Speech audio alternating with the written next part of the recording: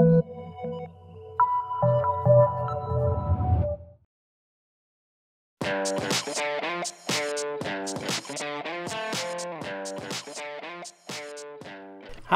I'm Danny Cowan, contributing editor at Joystiq.com, and my favorite game of the past 10 years is Nier, released by Square Enix for the Xbox 360 and PlayStation 3 in 2010.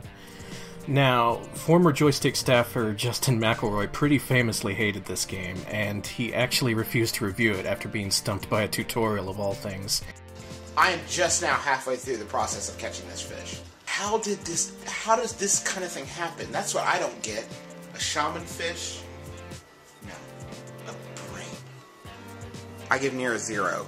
So the game does have its problems, for sure, but it also has so much depth and variety that it's still very much worth your time. Much of it plays out like a traditional action RPG, but sometimes gameplay veers off in unexpected territory, like a boss might suddenly start filling the screen with projectiles, turning it into a bullet hell shooter, or a dungeon might suddenly take on an isometric viewpoint like Diablo, and at some points the screen fades to black and all of a sudden you're playing a text adventure.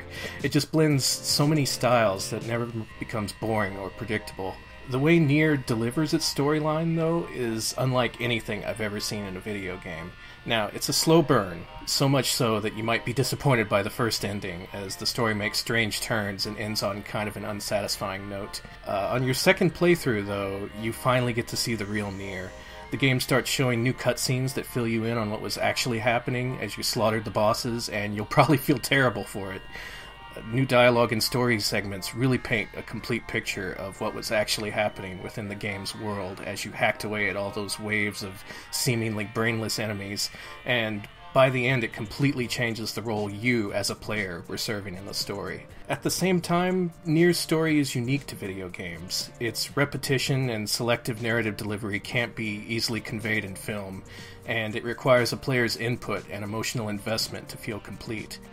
By the time you've seen all 4 endings, you'll feel awful for every living thing in the world of Nier, but the story is so thoughtful and detailed that it also leaves you feeling fulfilled and inspired.